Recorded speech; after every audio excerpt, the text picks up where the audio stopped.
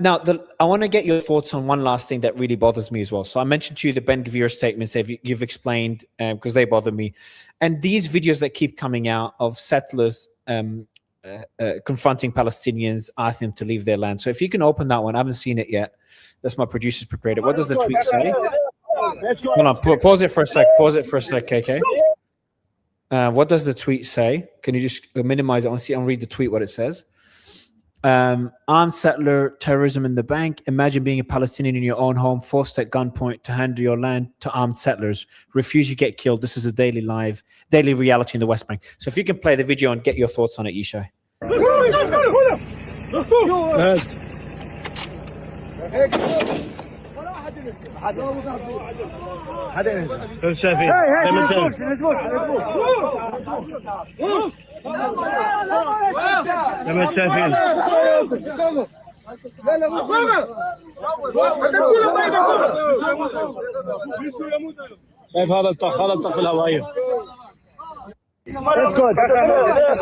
Okay, we saw it. It's pretty obvious. Can I show you two, three more? I'll show you all of them, and you can take your time to comment on all of them. Get your thoughts. Let's start just with this one because it'll just go ahead. It's obvious what's going on there. We know it all the time. Arab encroachment, getting close to Jewish villages, and continuing to set up shop closer and closer in encroachment, and then creating a front for terrorism. And then these guys came out there to push them back. We see it every single day. The tweet writes it exactly the opposite, but I could tell exactly from the body language and the positioning what happened is the Arab so-called Palestinian pro-jihad European sponsored move forward close to a Jewish village, and the defense folks came out, met them, and were like, go back. Where I live, first thing I just want you to remember, I'm broadcasting to you right now from the West Bank. I'm here right now. I'm a West Bank settler, okay? But really, I'm a Jew living in the heartland of our ancestral homeland. And we know about this all the time. In the town that I live in just now, there were Arab encroachment right up to our defenses, and we just went and we destroyed these garages and fake parking lots that they just put up in order to encroach, and to hem us in. It happens all the time. It happens all the time. Now you can write the text and flip it and make it the other way, but it's not. It's obvious. Put the text aside. Put the text aside. No, the text is everything. The text is the context. The text is the context. I'm saying this is their take. I'm telling you what just happened when you saw that video. What it is jihadi encroachment, and they're being pushed back. We obviously can't know for sure. This is you reading their body language. I know for sure. You asked me. I live here. Yeah. You asked me. Maybe I'm wrong, but you asked me my interpretation. I'm giving you my interpretation, and I'm 100% sure of what I saw. You may not be sure, but and you don't have to believe me. But I'm your guest today, and I'm telling you what I just saw. So I'll show you one more if you don't mind, and then I'd love to get your thoughts on that one.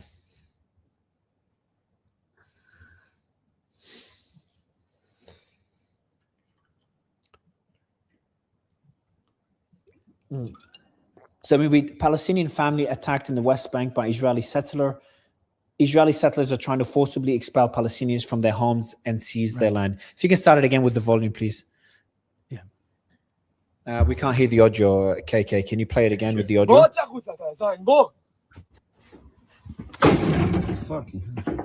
Fucking Nazi fuck. Get the fuck out of here. Fuck off. Fuck off? You fuck off.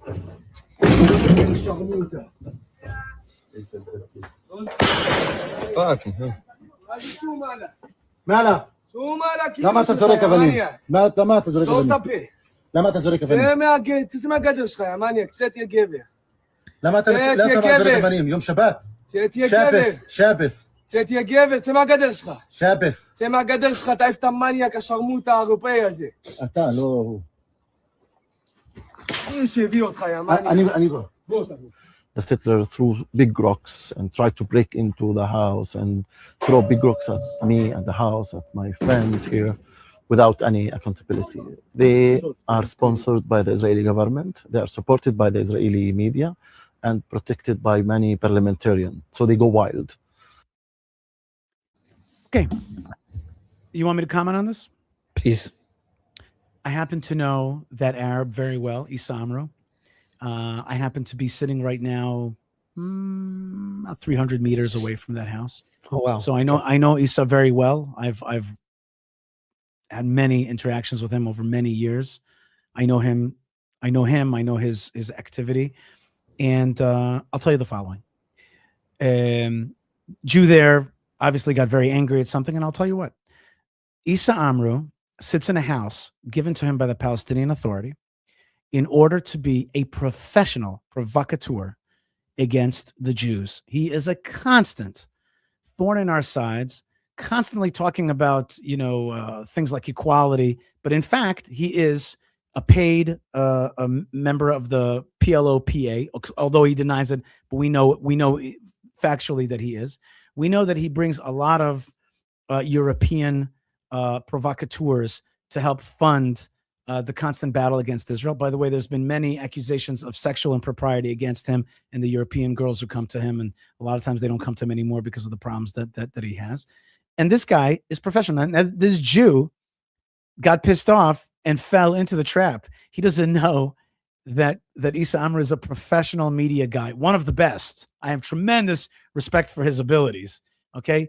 And he's known as the Palestinian Gandhi, and he's just amazing at creating provocations. He pissed off this Jew. What happened there? I don't know what happened beforehand. And then this Jew, got angry and threw rocks. By the way, nothing happened there very violently. This is nothing in the grand scheme of the Middle East day-to-day interactions between Arabs and Arabs. Arabs and Arabs shoot at one another around here like crazy, okay? We have a lot of times to duck when Arabs are shooting at one another. This is a pissed off, little neighborly, chicken fight there. But bottom line is that nothing really happened there. But I know who it is. You're dealing with a person who's made millions off of provoking Israel, millions off of being a friend of the European Union anti-Semites. And he's a great videographer, a great talker. And this Jew, like a fool, fell right into, his trap and basically did nothing but tried to make a lot of bravado, threw a few rocks, said, come the F out, that kind of, unnecessary, bravado. And the bottom line is, but bottom line is, A, nothing really happened there. And two is that the other guy, the Arab, Issa Amru, is a real endless troublemaker who other Arabs, his next door neighbor, other Arab, Yaqub, hates him, has told me a million times, I wish he would get out of here. All he is a professional provocateur. And that's what he does. He makes money from conflict. He makes professional. Is there instances of those videos? So this one, the person personally, but is there instances where it's the other way around? So is there cases in your view where Jewish settlers would go in and try to kick the Arabs out or try to provoke them or use violence to try to kick them out of their land, to take their land? Do you think that, in your view, happens as well? Sure. It happens sometimes. This is a tough region. We're at a war. Your view of that, you'd be critical of that. You'd be, if there's any Jewish settlers that go in and they're the ones that... We're not for vigilantism. We want the state to get rid of jihadism. Sadly, our state doesn't always do what it's supposed to do, and that causes friction on the ground. There's friction. There's friction between Arabs and Jews sometimes. There's friction between jihadists and so-called resettlers, Jews coming back to their homeland, pushing back against jihadism and land. The Palestinians. There is a land. There is a squatting and a taking over and a land grab. We have a fight for every hilltop. Do you feel bad? Do you feel bad for some of those Palestinians that do lose their land, or sometimes are the victims as well? Or I feel bad for the millions of Arabs who would love to be residents of Israel and get away from all this crap, but are ruled by jihadi, corrupt thugs. Okay, here in Hebron, there was an Arab who decided that Jews are not so bad, brought a Knesset member to his house, took a selfie with him. Next thing he knows, he's being tortured in Palestinian Authority prison, and he's never had a Jew in his house again, right over here, close by. Arabs are victims. First and foremost, they're the victims of jihadism. Jihadism always targets moderate Arabs first. They don't want anybody breaking ranks. Look at what Hamas did the minute they took control in the Gaza Strip. They kill Arabs. They think that collaborators are way worse. So do I feel bad for Arabs who are caught in the conflict? Yes. Do I think that sometimes Arabs can face violence that they may not deserve? Yes. Is that disproportionately much more violence that Jews face, 10,000 to 1 of jihadists attacking Jews? Yes, Jews are the victims around here. We're victims of jihadism. And yes, we're pushing back because the Lord has granted us strength again to push back against Arab jihadi violence. And that's what we're doing. That's the reality. Do you want me to feel bad for the individual guy? Okay, yeah, I feel bad for the individual guy, but that's not what it's about. That's not what it's about. And the land grab, the land stealing is Arab, and Jews are going to push back to reclaim Judea. And that's the way it's going to be. So this is, you're explaining historically why you want that land should be part of Israel, Judea. It is the heart of Israel. Yeah. And you've gone through historically what it means to you, etc. And this is a debate that goes back centuries.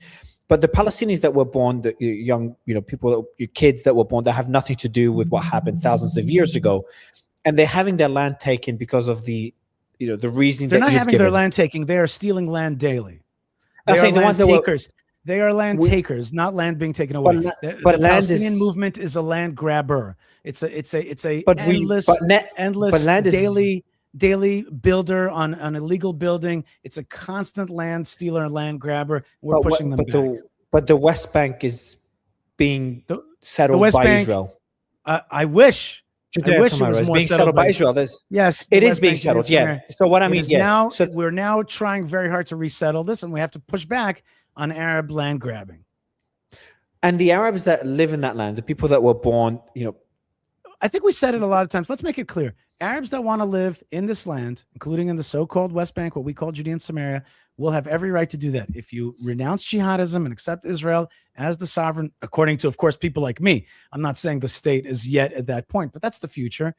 I represent people who will be, controlling with the help of God. We will be welcoming of Arabs who want to live as free men and women in the state of Israel and use its blessings and its comforts and its opportunities. If you're an Arab or a Muslim or whatever you are, that you just can't stand the Jewish state because it's just against your thing. It's against your religion. It's against your Arab nationalism. You can't deal with it. So you'll go to the UAE. Okay. And if you pick up arms against us, well, we'll pick up arms against you and we'll be victorious. It's simple. Do you see how simple I reduce it to very simple things? Really, this tiny piece of land is ours. That's right. I make it sound simple because it is simple. You do understand. If I put myself in the shoes, I was born in what is considered now the West Bank. I have my home. I have my family. I'm trying to live life. And you can still have your home and your family. And I have no problem. I have no problem with Judaism. I have no problem with the state of Israel. But I do believe, look, I want to stay with my home. I want to stay in my land. I want to have equal rights, etc. Not equal rights, close to equal rights. Not equal, but close. I appreciate you giving me more time than initially planned. So let me read the tweet. Today in Sheba al-Bottom at noon, settlers accompanied by soldiers and a policeman invaded the village. The settlers trespassed into the residents' sheep pens and conducted a search. One of the invading settlers is Amichai Shilo, the owner of the Doma Farms outpost. Can you play it just with volume? Wait. Before we play it, KK, why would they be conducting a search? Answer: because Arab marauders stole sheep. That's what they do. They steal sheep, and now they're trying to identify their sheep. This is the oldest. It's in the Bible, bro. It's in the Quran. It's the oldest stuff in the book. Bedouins or Palestinians steal sheep. Now we got to get them back. Here comes the police with the settlers to point out which sheep are theirs. These are plain daily Middle East things. It's no big secret that Arab society has a lot of theft in it. Jews face a type of terrorism which is called farming theft. That's what they're dealing with. And the video you're going to show me is exactly explaining that they're coming into their pens to see if they stole their sheep. Easy. Last one here. I already said one, but he wants me to. He wants it. I told him. Look, if you see my message, I'm like, hey man. He said only one. He's like, read. I'm going to sneak this one on for behalf of KK. Israeli settlers attack Palestinians escorting foreigners during a tour around Jericho, Palestine. Settler violence against Palestinians soared in 2022 is expected to continue. Did you want to play the clip as well, KK, or just read? You know what? Let's play this last clip.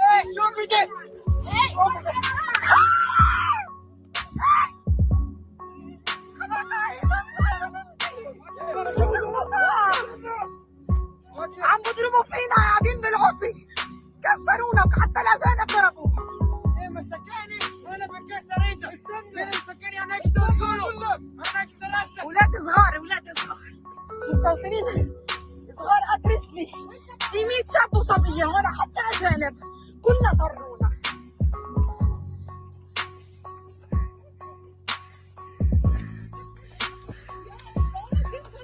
Yeah, Mario, I think we got it. Yeah, I got it. Yeah, okay. Same thing. You know, listen, do I love to see these kind of scenes? No.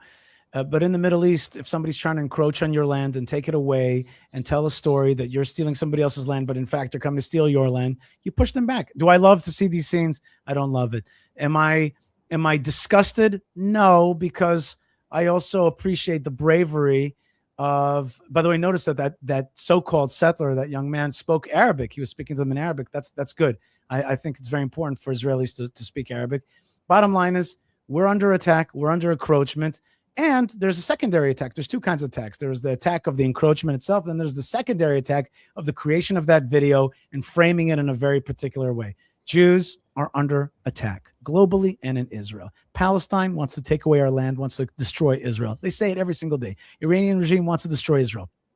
Turkish regime wants to destroy Israel. They're trying to take away our land. They're trying to take away our life. They bomb us in the north. They bomb us from the south. And we push back with amazing, unbelievable tenacity. When I see that young man, on the one hand, I don't love to see those images because I don't like to see that kind of violence and stuff. But on the other hand, I say, okay, you know what I mean? You're holding your ground, which is the rules, the 10 commandments of the Middle East. Don't succumb to their efforts to erase you, to take away your land, to get European funding. The Europeans are still trying to do a Holocaust. You know, they're sick in the head. The Europeans, they're still totally obsessed with us and totally, you know, trying to like still do their thing, and they feel guilty. And now they're trying to say that we're the same as the Nazis. Like they have issues. They have real psychological issues. The Europeans, the majority, they're really sick in their brain and heart. And while in the meantime, their countries are becoming, you know, Palestinian states themselves. In any case, really, it's a sickness that they have, and they still foment violence around here. If the state of Israel wanted to get rid of violence in the so-called West Bank in one fell swoop, it would deny entry to these Europeans. The Europeans, the white colonialists, they continue to create strife and provoke Arabs and Jews to fight one another. If the white former Christian European colonialists, you know, if they would get the hell out of the scene, and if the state of Israel would do a better job of not letting them in, there would be a lot more peacefulness.